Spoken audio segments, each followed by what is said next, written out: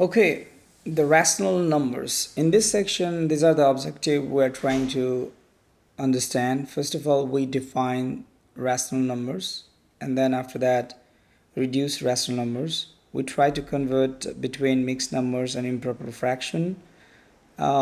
We will convert rational number as a decimal, and then we try to express decimal in the form of the rational number.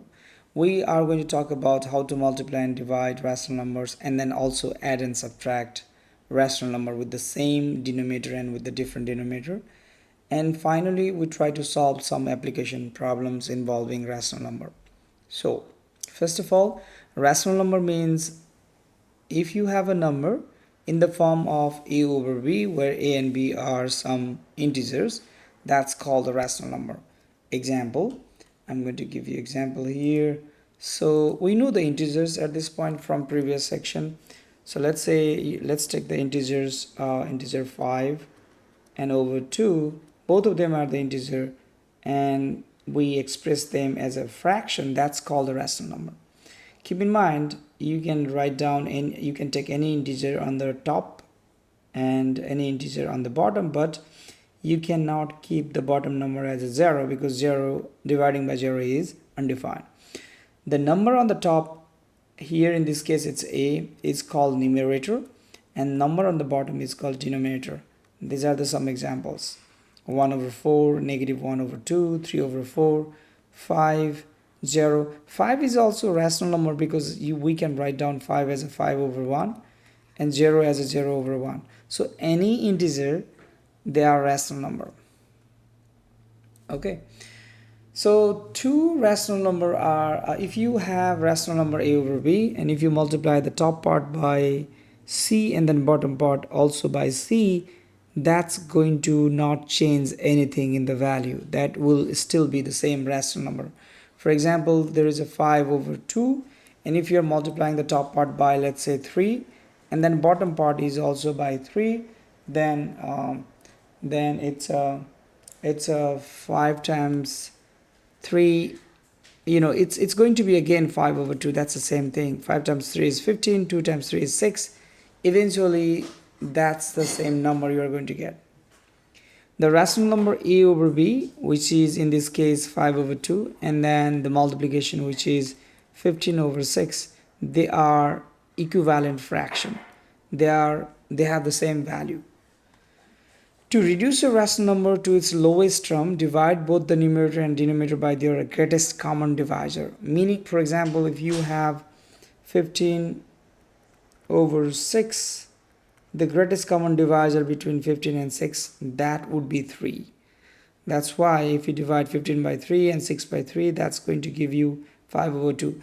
Another way of reducing fraction is find out the prime factor of 15, which is 3 times 5, and prime factor of 6, which is 3 times 2, and cancel the common factor, and whatever left over you see, that's the least rational number to its least terms, and that is the normally we write rational number. That's called a simplification.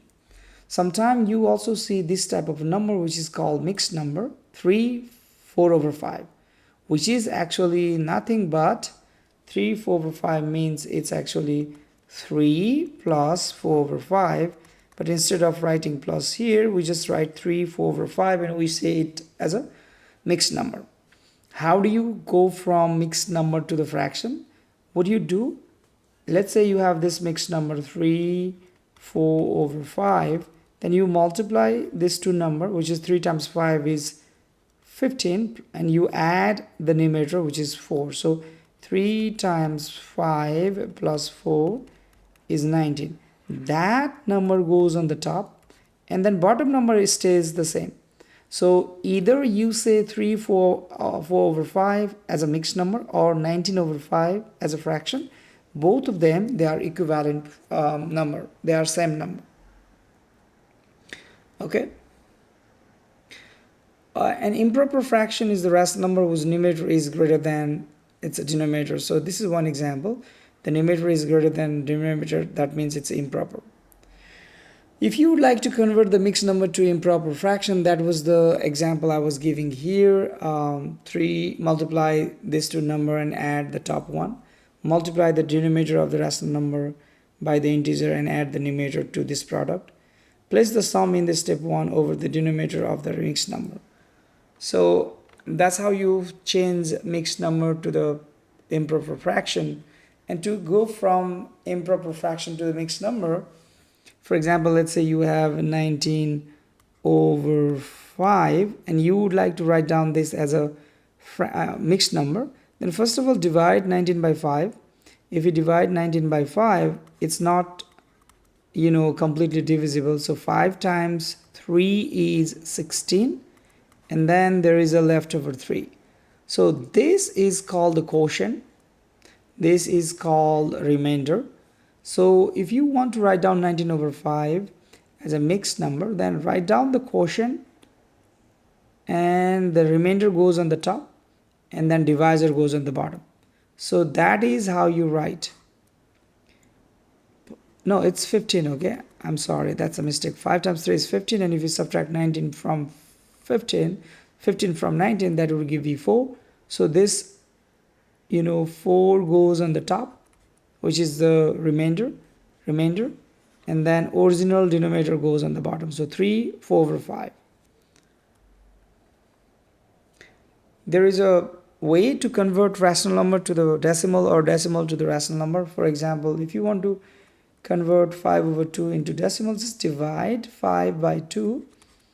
So 2 times 2 is 4, and then there is a leftover 1.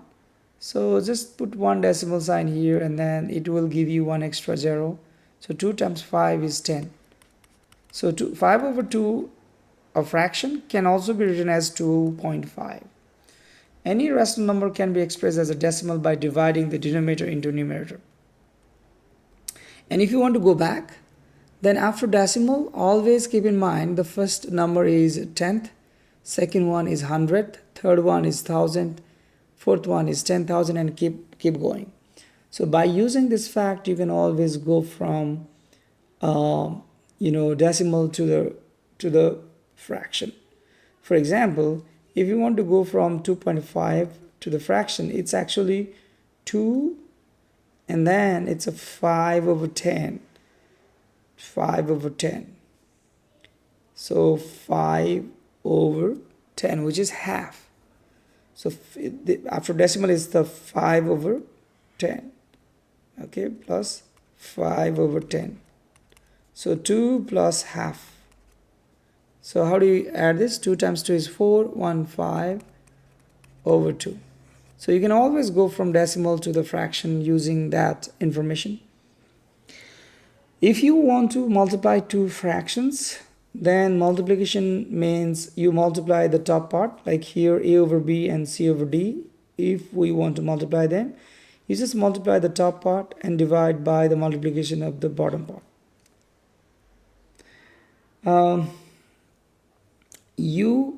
If you want to divide a fraction by another fraction, keep in mind the division, whatever fraction you are taking to divide, it's supposed to be not 0, because division by 0 is not defined. Division problem can be converted into the multiplication problem. So this a over b stays same.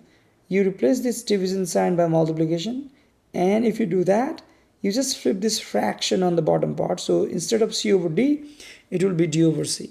For example, let's say you have 5 over 2 and you want to divide that by 2 over 3. So you keep the top part as is. You replace that division by multiplication, but you need to flip this 2 over 3 as a 3 over 2. So 5 times 3 is 15, 2 times 2 is 4. So division this fraction by this fraction means 15 over 4. Okay, you can add two fractions with the same denominator by adding the numerator part and then keeping the 1 of the denominator. And you can subtract two fractions with the same denominator just by subtracting the top part and keeping the 1 denominator only. But sometime you might have two fraction you want to add with different denominator, then you need to find out the least common denominator from those two fractions. So for example, let's say b and c, they are prime factors, then least common denominator for this problem would be b times c. So I need c here, so I need to multiply this denominator by c.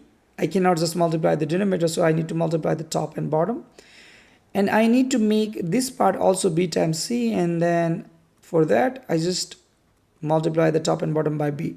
By doing that, now I do have the same denominator, and now I can apply this rule to add two fractions which initially they had a different denominator, but now they have the least common denominator, which is the same denominator. So this theorem, this rule says in between any two rational number there is another rational number. So in between, let's say 1/3 and 1/2, there are infinite number of rational number. Okay, and then we can use a rational fraction information to solve real life problem as well. So I'm going to do some example from your homework. So let's go here.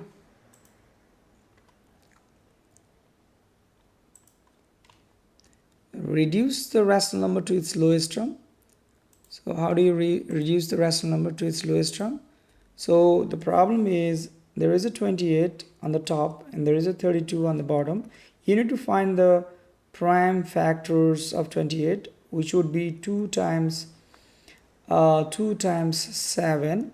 Using the previous section, if you don't know how to find the prime factor, then go back to the previous section and then learn these steps.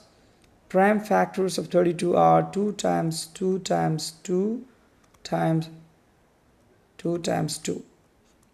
So that's 32.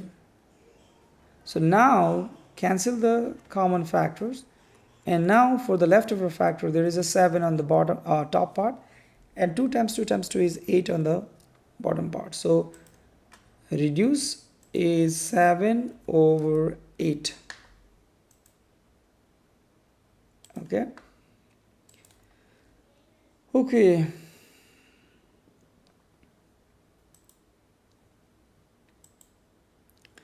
Okay. Write as a decimal. To write down this as a decimal, 5 over 8, just divide 5 by 8. 5 over 8. There are different ways. You can use the calculator, or you can just write down that 5 here, because 5 is less than 8. So put decimal. After you just putting decimal, you are allowed to put extra 0 here. 8 times 6 is 48. Subtract, and then it gives you 2. Because of this decimal sign, you can keep adding 1 extra zeros without any problem. So 8 times 2 is 16, and then it gives you 4. Because of this decimal, you are allowed to put extra 0. So 8 times 5 is 40. And now finally it's done. So 5 over 8 also can written as 0.625. 0.625.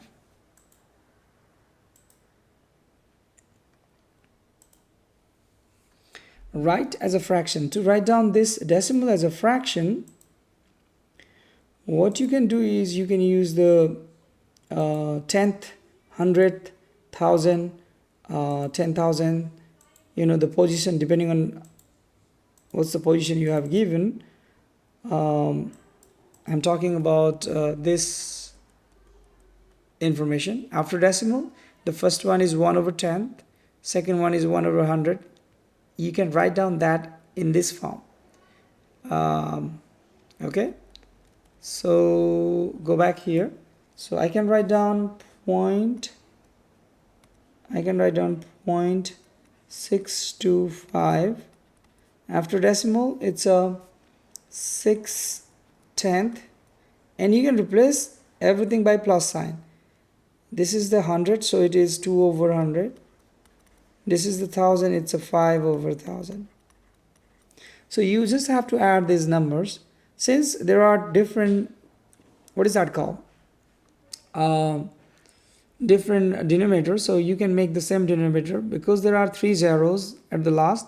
So just multiply this by 10, multiply this by 100, and then now you have all 1000. The fraction, the denominator has 1000. So the first position, it's a 600, second one 20, third one 5, so 625 divided by 1000. And you can now find the factors of 625, which is 5 times 125. So you can find the prime factor of 625. So 625, let me go back. 625 has a prime factor 5 times 5 times 5 times 5. And then what about 1000? 1000 has, no, it's not, yeah, it's 1000. It's a 2 times 500, so 5 times 5 times 5 times 4, so 2 times 2. So yeah, so these are the factors of 1000. 2 times 2 times 2 times 5, because 10 times 10 times 10. So these are the 3 tens, right? So now on the top there are 1, 2, 3, 4 5s, and on the bottom there are 3 2s and then 3 5s. So this 3 5, this 3 5 cancel out. On the top that is 5, and on the bottom that is 8. So the fraction form is 5/8. Okay.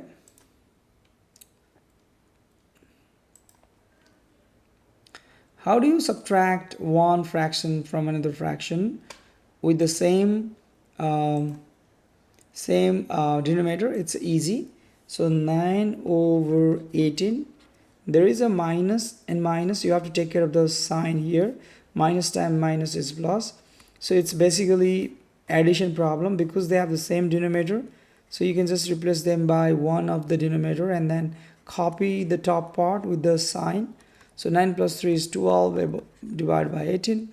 You cannot just write it down like this because you need to simplify. So you need to find the prime factor of 12, which is 2 times 3. And this one is 2 times 3 times 3.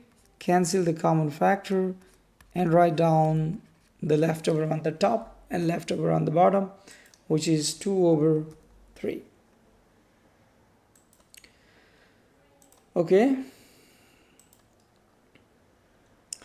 A franchise is owned by 3 people. The first owns 1/4 of the business and second owns 3/4 of the business. What fraction part of the business is owned by the third person? So remember, all together it's the one business. So it's coming from the one single business here. I'm going to add some blank pages. So it's one single piece. This is complete one business, and now you are trying to get the pieces of it. So one person gets 1/4, so that means this is 1/4, and then another person gets 3 pieces of, if you divide them into 7 different pieces. So one person gets 1/4, another person gets 3 out of 7. So how much of the, you need to find out this total fraction, and that's coming from one single piece. So you need to subtract that from 1. So you need to add these 2 fractions without the same denominator and then subtract it from 1. Okay, so here you need to find out the LCD. What is the LCD? LCD is 4 times 7 is 28. So I'm going to make it 1 minus, I need to make the 28 here. So 7 times 4 is 28, and 4 times 3 is 12. 4 times 7 is 28, and this is 1 minus 7 plus 12 is 19/28, And remember, if you are trying to subtract this thing from 1, you also need 28 here. So I can make this thing as a 28 divided by 28 because that's the 1. So eventually, because of the same denominator, sorry about that, because of the same denominator, um, I can write 28 minus 19. So if you subtract 19 from 28, which is 9 over 28, so that's all. I cannot reduce this because 9 has a factors 3 times 3. 28 doesn't have 3 as a factor, so the leftover is 9 out of 28. So the leftover for the third person, that person owns 9 out of 28. Okay.